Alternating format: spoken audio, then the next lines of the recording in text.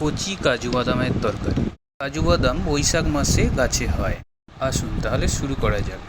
কচি কাজু বাদামগুলি প্রথমে বঁটি দিয়ে কাটতে হবে। হাতে অবশ্যই গ্লাভস পরে করবেন, কারণ কাজু বাদামের তেল হাতে লাগলে ছাল উঠে যাবে।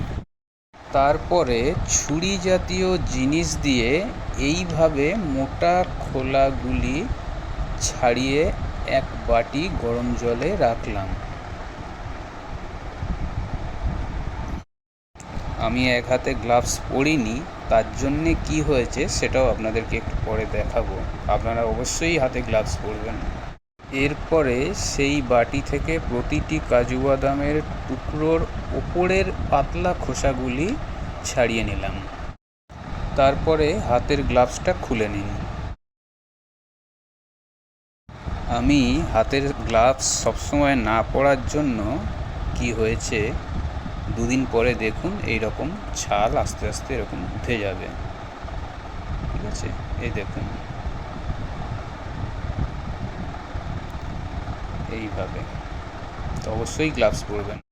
এরপর খোলা ছাড়ানো কাজু বাদাম, 4 থেকে 5টা কাঁচা অথবা শুকনো লঙ্কা, হাফ চামচ পোস্ত ইচ্ছা হলে দিতে পারেন। এবার জল দিয়ে বেটে অথবা পেস্ট করে নিন। এরপরে কড়াইতে পরিমাণ মতো সর্ষের তেল দিয়ে 2টো শুকনো লঙ্কা, ডুমো ডুমো করে কাটা আলু, 1/3 ভাগ কাজু বাটা, পরিমাণ মতো নুন হলুদ দিয়ে ভালো করে নেড়ে একটু জল দিয়ে ফুটিয়ে নিলাম। আলু সেদ্ধ হয়ে যাওয়ার পরে বাকি থাকা কাজু বাটা কড়াইতে দিয়ে কাজুর বাটিটা ধুয়ে জলটা কড়াতে দিয়ে 5-7 মিনিট ফুটিয়ে নিয়ে হয়ে গেল কচি কাজু বাদামের তরকারি। এটি ভাতের সাথে গরম গরম পরিবেশন করুন।